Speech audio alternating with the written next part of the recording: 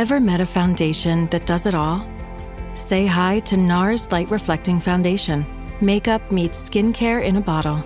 It evens skin tone, blurs imperfections, and has a natural radiant finish. Plus, it's formulated with skincare ingredients to help strengthen your skin's barrier. With a newly expanded shade range of over 40 radiant shades to choose from and buildable all-day wear. Nars Light Reflecting Foundation. Find your perfect match. This episode is brought to you by Nerds Gummy Clusters, the sweet treat that always elevates the vibe. With a sweet gummy surrounded with tangy, crunchy nerds, every bite of Nerds Gummy Clusters brings you a whole new world of flavor. Whether it's game night, on the way to a concert, or kicking back with your crew, unleash your senses with Nerds Gummy Clusters.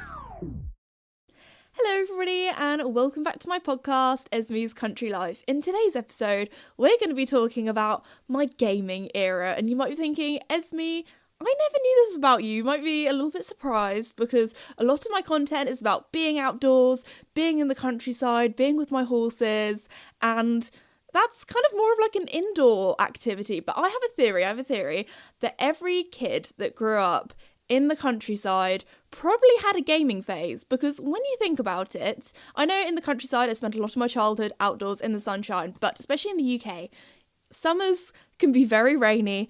And when you live in the middle of nowhere, there's not really much you can do when it's rainy, because you can't just, walk down to the cinema or go bowling or go and see your friends, because my neighbours were literal cows, fields, that kind of thing. So we're going to talk about how I kind of grew up with video games, gaming. Also, this might be like a little bit nostalgic for anybody who's my age, because we're going to be talking about Tamagotchis, my Nintendo DS Lite, and much more. But before we begin, I just want to say a huge thank you to the sponsor of the podcast, Redpost. Redpost is an equestrian and country store based in the UK, but they also ship all over the world. And do you know what has just dropped? The new Lemure Spring Summer collection. Yes, that's right, people. It means that spring and summer is on the way, and also I've had to keep the new colours secret for so long, so I can finally tell you. I think I've got to say probably the Blossom is one of my favourites, because I've been waiting for a baby pink for so long. If you know what the new colours are, let me know down below in the comments which one your favourite is. But anyway, thank you so much to Redpost for sponsoring the podcast. Go and check them out at redpostequestrian.co.uk. Anyway, let's get into today's video, because podcast video. We do have video available on Spotify. I'm so used to been filming a lot of YouTube things lately, so especially as the last kind of podcast episodes, I did do 2 in 1 because it was a 2-parter. But let's begin. So the other day, I was chilling at home in my cottage. It was a rainy day, and I thought, you know what, I'm gonna get out my little my Nintendo Switch, have a little play on that.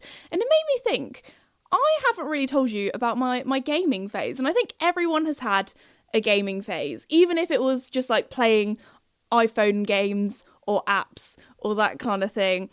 It's something that I actually think, I don't know, maybe now I'm older, a lot of people think of it as maybe something that's a little bit childish, but actually, tell you what, video games, you really do have to use your brain sometimes. A lot of the games that I play are very logical, but I thought we'd rewind to my first ever kind of video game. Now, I was born in 2001, for some context, if you want to know, but one of the first games I had was a Tamagotchi. And I feel like these were very big kind of in the early 2000s or the 90s. Now, if you don't know what a Tamagotchi is, the best way I can describe it is it's like a little egg. It's like the size of the palm of your hand, and you have a little pet. It's like an electronic pet, and you would have to feed it. You could play mini games with it. You had to take it to the bathroom, give it a wash when it got stinky. Now, I had one when I was reception at school, so that's like kindergarten in the US, so I must have been about 5 or 6, I think, when I got my first one, because it kind of became a thing where everyone in my primary school had one. So everyone would go to school, and then at break time would get out our Tamagotchis, and we would like connect them and play with them, and you could play like mini games. I remember they had like like a TV remote. It has like a red bit at the front where it has like the red kind of light, and that's how it works with turning on the telly. It had one of those kind of at the front, so if you put the 2 Tamagotchis together, that's kind of how you would connect, and then you could become friends with everyone. So that was my first kind of, I guess, video game, unless you count one of those like leapfrog things that you had as a kid that taught you spelling, but I don't think that really counts. So anyway, I had one, and for some reason my one I called Pandy.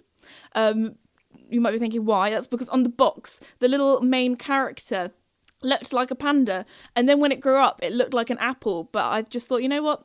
Pandy, it suits it. It's a cute name, and to tell you what, when it did grow up to become an adult, it did become a panda. So I lucked out there. Maybe our young Esme manifested this panda Tamagotchi, but there were lots of different kinds. Now, for some reason, I don't know why. Maybe I just wanted a second one. My mum was like, "Oh, we'll say it's Dad's one." For some reason, for my dad's birthday, we decided to get him a Tamagotchi. I don't know why. I don't know why a man in his late 30s, early 40s at the time would want with a Tamagotchi. But anyway, we ended up getting him one, and I think it was because I wanted like a little friend so I could connect the two. And my dad's one, he ended up overfeeding it. I didn't even know that was a thing. Maybe that was just the thing that he just only figured out how to feed it, and that was kind of it. So anyway, he ended up overfeeding it so much because I wanted the second one so they could have babies together. And anyway, my dad's one ended up becoming an oldie, which we found so funny because for ages we were trying to like breed these two Tamagotchis so they could have babies. And then what ended up happening was my dad's one, we searched up on the internet that it was an oldie, so it had all these flies around it and everything, and apparently it couldn't breed with the other one. So that one did end up being killed in order to kill Tamagotchi. Maybe I shouldn't say the word kill. Maybe I should rephrase that because I don't know if the podcasts were okay. So to end up getting rid of the Tamagotchi. Okay, we'll do a little rewind. So, in order to get rid of a Tamagotchi, it was actually quite like a brutal method. It had like a little, like a little spot or like a little hole at the back, and you would have to get like a pencil lead or something really thin, and basically just had to stab it, and it would reset the Tamagotchi and be like, would you like to destroy your Tamagotchi, basically. So anyway, ended up bidding off my dad's oldie and got a new one, and they did have babies eventually. I remember I had got onto like 3 generations of Tamagotchis. I was obsessed with them, and they were like, they were just like a little black and white screen, and you could do quite a lot of them. Then after that, the next big thing was getting a Nintendo DS. If you want to know which one I had a Nintendo DS Lite. It was in the baby pink, of course. And I think I was probably, about 6 or 7. I think I maybe even 6 when I first got that, which is very young. But it's just what all the kids had back in the day. That was like the Nintendo Switch of now, I would say, maybe. But it had two screens. The top one, it wasn't touch screen at all. You couldn't touch it. And I remember when I first got it being really confused that I couldn't touch the top screen, but the bottom screen had a touch screen. One of my favourite games on that was Nintendogs. Oh my goodness. Still to this day, I am waiting to get my first dog. One day it will happen. Maybe this year is the year. But I lived my childhood dream of having a dog on Nintendogs. My first dog was called Daisy. She was a Dalmatian, and honestly, the amount of hours I put into that game, I remember like every day playing it, and you like feed your little dog, you would take it on walks, and when you would take it on walks, it would find like random presents, which obviously does not happen in the real world, but I found that very exciting. You never know what you were going to find. You even got to like pick up the dog's poo in like a little poo bag as well, so you got the full experience. You could also do like agility competitions. I remember I used to love the frisbee one, I used to love the agility competition, but the obedience one I just absolutely hated. I couldn't get around it. Also, we're talking early 2000s technology here, because it had this kind of feature for the obedience one where you would like have to like speak to it, a bit like kind of Siri today, but this was kind of more old technology. So I remember being like shouting into this DS, being like, sit, and the dog would not sit and it would not listen to me, and I found it very frustrating. Maybe it was training me up for handling horses in the future. But I think, the technology back then for the kind of speaking to the DS probably wasn't quite up to how it is now. So the agility was not my favourite. I used to like taking it to the park and doing all that kind of stuff. Another game that I had on my DS was, of course, being a young horse girl, I had some horse girl games. So I think, I can't remember exactly which one it was, but it was a Pippa funnel game. And if you don't know who Pippa is, she is like an Olympic rider. She is like the go-to eventer of the, like, she was like, if you could name a famous equestrian back then, or maybe even now, you would probably say Pippa Funnel. Like, she had so many games, she had so many books, that kind of thing. So do you know what's really embarrassing? The first time I ever met her, I want to say was in 2019. I've been doing, you know, my social media for a little while, and first off, like, she was probably the one and the only kind of equestrian or top athlete that I've met where I've been like a little bit starstruck. But to be fair, when I first started this, I don't know, maybe this sounds bad, but I just started talking to her. I was like, oh, she's just like a pony club instructor. She's just like, that actually sounds like I'm putting her down. Not like that, but you know, people are people, and she's just a horsey gal. You know, obviously she's very good at what she does, but at the end of the day, people are people. It doesn't make, you know, if you're a top athlete or if, I don't know, you're me, who's very average at horse riding, it doesn't make you any better of a person. So if you ever meet somebody, or meet me, or I don't know, meet anyone, you don't need to be scared. She was really, really lovely. But anyway, I was so like nervous. I remember because I had to interview her as well, because I was at Hickstead and we were walking around the kind of Eventers Challenge that was there, and she was talking all about it and I was interviewing her. Anyway, I had like a little small talk beforehand. Just, I don't know where it came from. It just came straight out of my mouth. I just said, oh my gosh, I used to play your Nintendo DS games.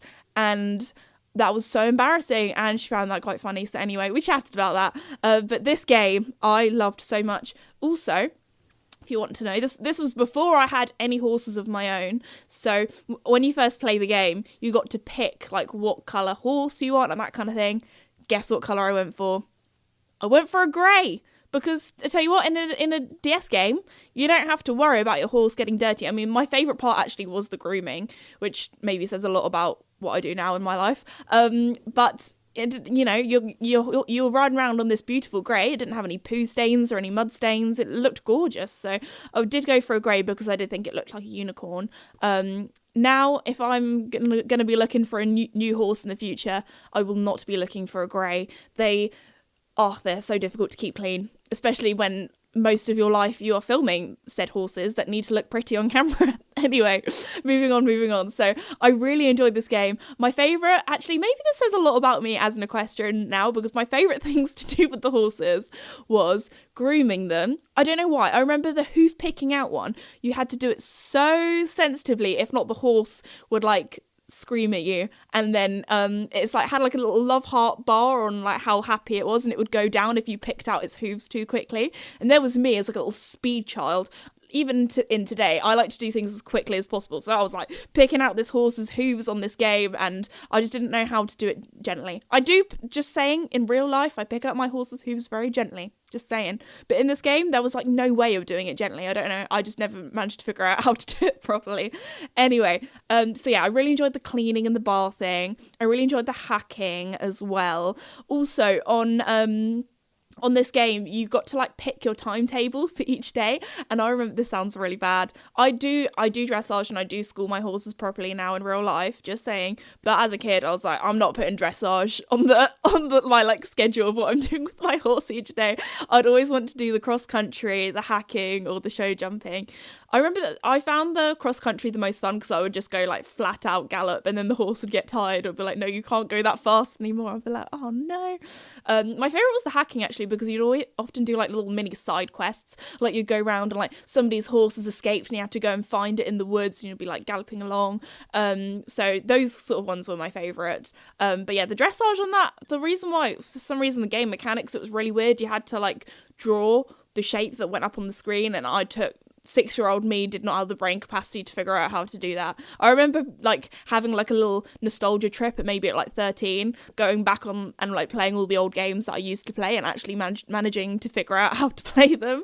But anyway, and then another one of my other favourite Nintendo DS games, which not many of my friends had. A lot of my friends had Cooking Mama. I was never a Cooking Mama sort of girl. I don't know why, I just never had the game, and I was never really that interested in it. It just seemed a bit boring and a bit stressful for me, like having to cook all the meals and doing it in time. I don't know, I just was never really that bothered about cooking or baking as a kid. But do you know what I did like baking on?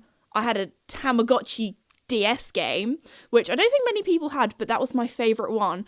And basically you did lots of different kind of like jobs. So one, you were like a florist in a shop and you'd like arrange flowers. My favourite was the one where you got to like make cakes. When you really got up the levels, you could be like a sushi master and make sushi and things like that. I remember my favourite was grating the wasabi. I found that so much fun. So those are probably my top 3 DS games that I used to play. I probably had some more, but they're the ones that really like came to my mind. I also had a big Pokemon phase. Now Pokemon, me and my brother, we were very like chalk and cheese, very opposite as children.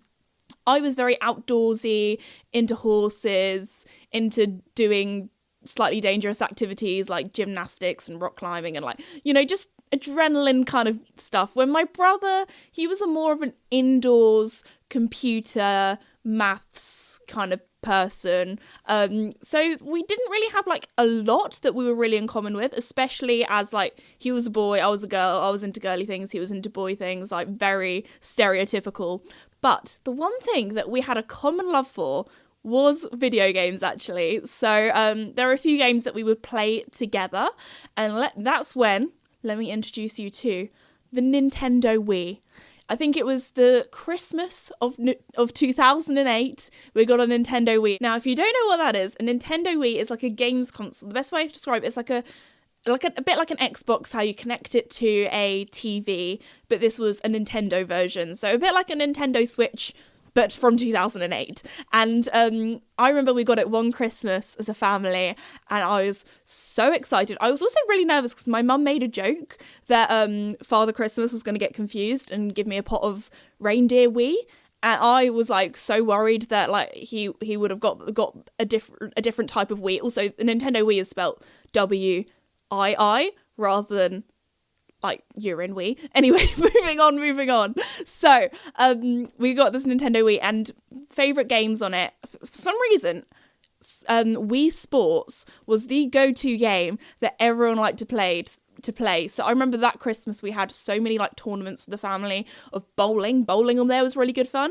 Then when I actually did bowling in real life, I realised that it's a lot more difficult in person, especially as like I was getting strike after strike on Wii Sports, and then I'd go bowling at our local bowling place.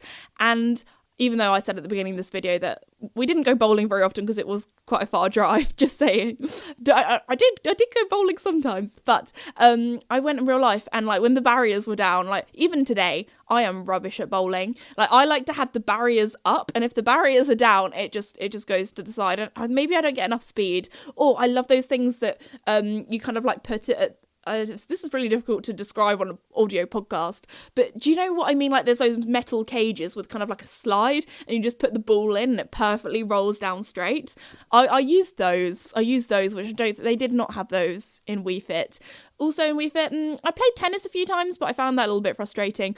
Boxing though, oh my gosh, you should have seen me Wii Sports 2008 boxing. You did have to have the safety strap on when you were playing that one, because there might have been one time where I got so much into it, I forgot to put my safety strap on, and then boom, the remote control went flying. Luckily, it was all good. It did have we had like a little gel case on ours, which made them super clunky. But when you have small children, you want to keep everything safe.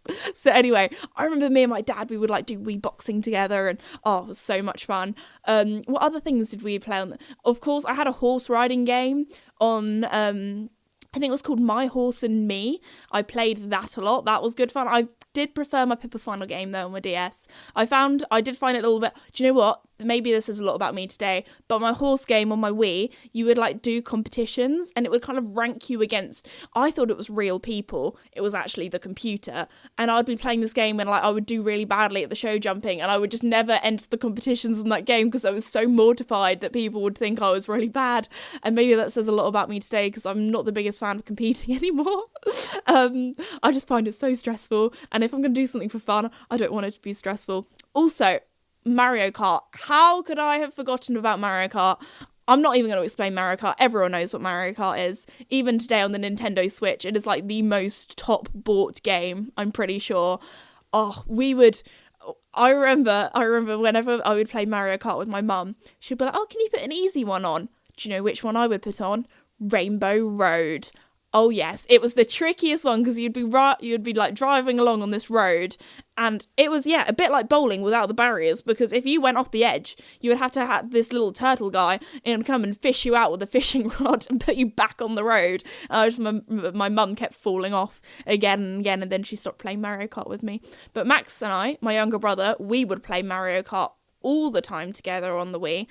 Also, do you know what I discovered when I got my Wii? My favourite game that I would play.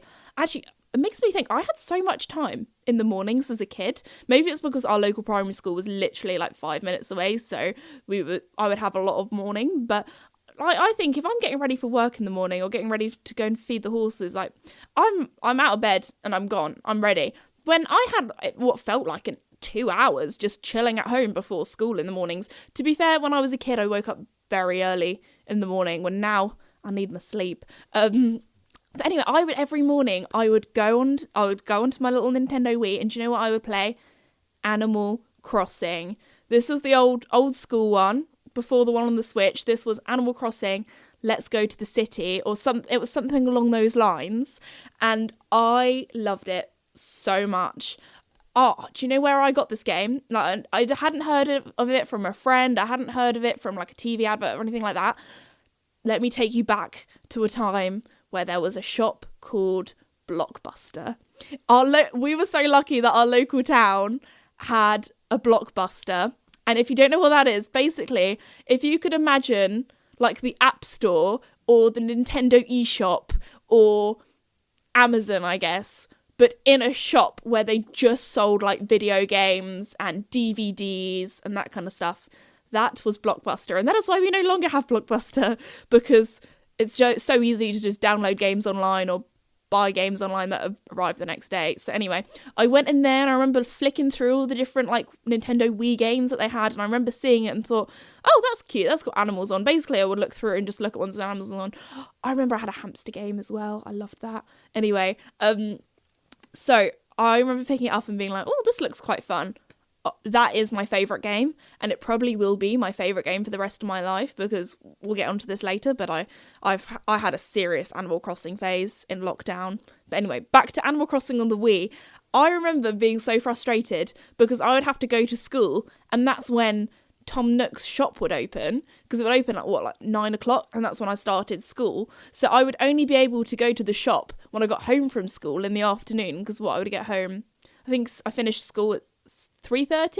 I swear primary schools finish a lot earlier than that now, like 3 o'clock. Or maybe it was just my primary school. For some reason we finished at 3:30. It was just your normal village primary school, but maybe that's changed now. I think they leave 15 minutes earlier now, because my brother did some volunteering there for a little bit when he did his D.V., I'm pretty sure. But anyway, I'm not sore about it that I had to go to school for 15 minutes longer, or maybe they just go to school earlier. Anyway, so I would get home, and before 5 o'clock when the shop would shut, I would have a few hours where I got to go to the shop, and that was honestly my favourite game. And this sounds weird, but I think that was the game that taught me how to read. Now, I am dyslexic, and as a child, reading was never really something that I enjoyed much. I love reading now. I've read, let me look at my Goodreads. I think I've read like 7 books so far this year, and we are only in February, so I'd say that's pretty good. I mean, I did have a holiday where I just laid on the beach quite a lot, so I did do quite a lot of reading then, and on my plane journey and that kind of thing. But anyway, moving on. I honestly think that was the game that taught me how to read, because I wanted to read what these animals were saying. So normally in video games, when I was like 6, when I was still learning to read, I would just like flick through whatever the text was. Couldn't be bothered to read it. Boom, boom, boom. Let's get to the action. When actually with Animal Crossing, I would like go and chat to my neighbours and see what they were saying and said hello. And I'd have like my favourite animals. I'd have like my bestie. I'd have like one of them that I would just say was my boyfriend. I don't know if anybody did that or if that was just me being a weird child. But anyway, and then I'd love like going to the museum and digging for fossils and all that kind of stuff. Like, I don't think I actually did that much that was very productive in that game. Like, compared to me as an adult playing Animal Crossing, you best believe my town was looking incredible. But for me as a kid, I just liked wandering around, doing a bit of fishing, catching some butterflies, just, taking life easy breezy. And it was a bit like playing house, but as a child. So anyway, I really enjoyed that. I've just thought of another horse game that I played on my Nintendo DS. I can't remember what it was called, but the reason why I loved it so much, there was no show jumping, there was no stressful like competitions or anything like that. All you did was groom your horse, tack up your horse, and go for a hack. And as you were kind of like hacking along, I think it was like called like My Pony. No, it was like My Pony or something. I'm gonna have to do some googling, or somebody's gonna have to tell me in the comments. Surely there is somebody my age that played this game when they were a kid. But I loved it so much because you'd just be hacking along, and then there would be like a gate, and if you like tapped on the gate as you were riding along, it honestly felt like a little GoPro was strapped to it. Looking back on these games now, you probably look at them and be like, oh, the graphics really weren't as good as I remember them being. And I don't know if that's because I was younger or if that was because it was a long time ago. But anyway, and you would like click on the gate and then it would like unlock a new hacking route. So next time you went hacking, you could like go to the beach. And when you went to the beach, you could pick out your horse's hooves. This horse wouldn't get stressy at you. I could pick out these horse's hooves as quickly as I wanted. And you would like get like little shells and things in the hooves, which I thought was so cute.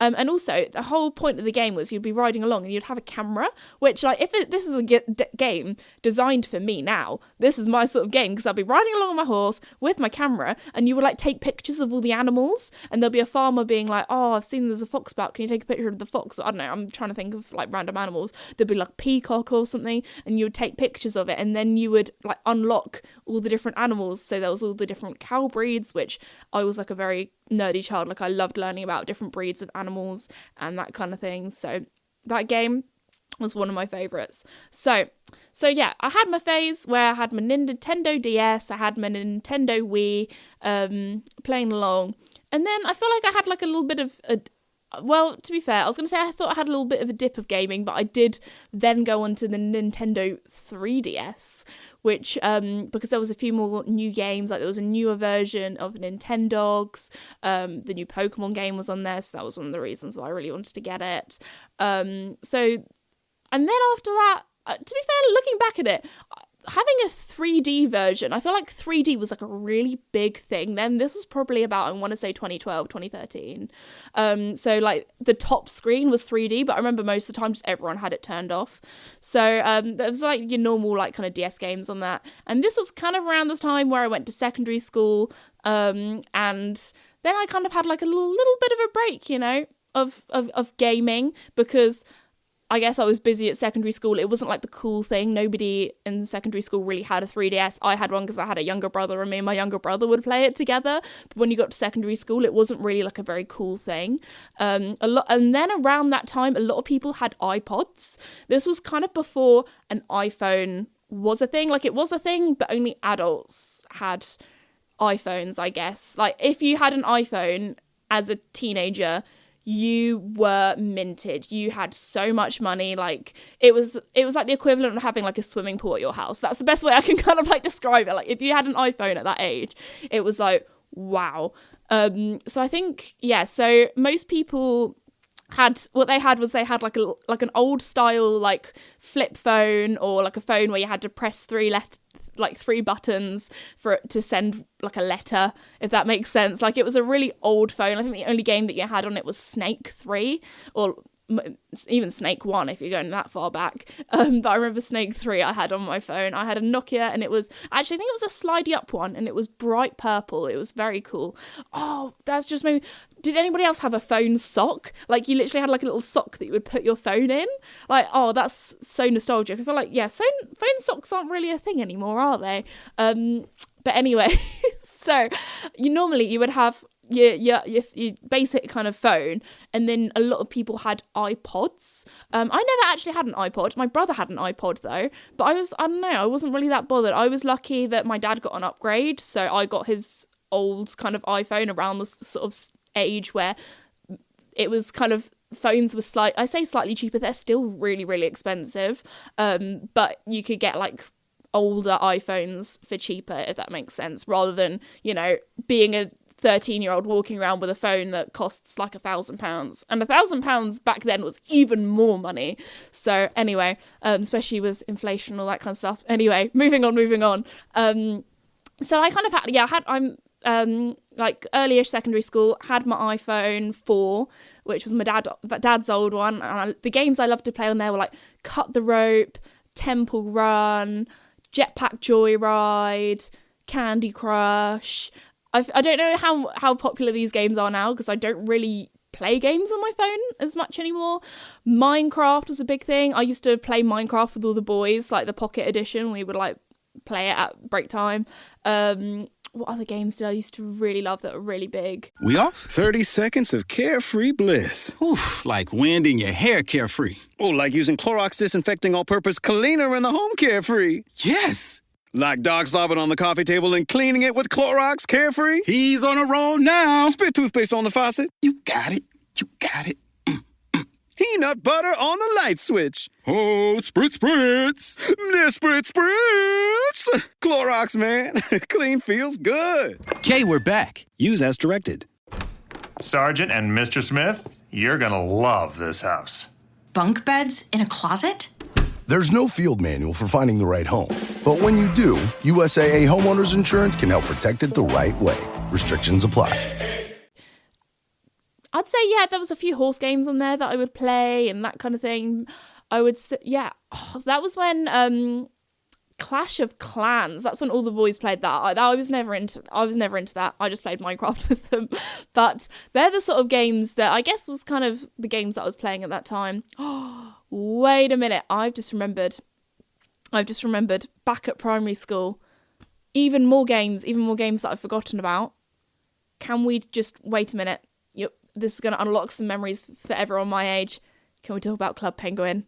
Club Penguin. Oh my gosh. So, Club Penguin was a game that you would play on your computer on the internet. So you didn't need like a device. Like you didn't need a DS or anything like that. You would just go onto the internet and, oh my gosh, this game I loved so much. And you would be a little penguin. And you would waddle around, you would make friends with people. So that was the first, I guess, kind of social media for children, but you'd have to be careful. Like, it was very, like, it was designed, I think it was by Disney, actually. It was a very, like, designed for children thing. So obviously, if you put in naughty words, they wouldn't end up being sent into the public domain. And you could, like, if, you know, there were probably some adults that went and played on it, which was really creepy, but there was only really so much that you could, like, say in the chat bar, to be fair. A lot of things did get blocked. Not that I know this from personal experience. Maybe from my friends when I'd go around their house. But anyway, you would have, like, a little igloo. You'd have a little pet puffle, which was, like, this little fluffy thing. I had quite a few different puffles. I remember, I think membership for a month was £3, and normally, like, paying for stuff, like, even like today, I'm so stingy. Like, if there's an app that you have to pay for, I'm like, no, not gonna get it. Do you know what? It's so sneaky nowadays that most apps, if you want to buy an app, they're like, oh yeah, here's the subscription, and it's like, what, £5 a month or something just for one app? And I'm like, forget that. Anyway, so I remember one day, it was a rainy day, it was in the winter, and we were shopping. I think it was at Sainsbury's. We went to the big towns. We went to Sainsbury's that day for some reason. Do you know why me and my brother really wanted to go to Sainsbury's? Because we actually begged my mum to go to Sainsbury's, so random. So we went to the big town.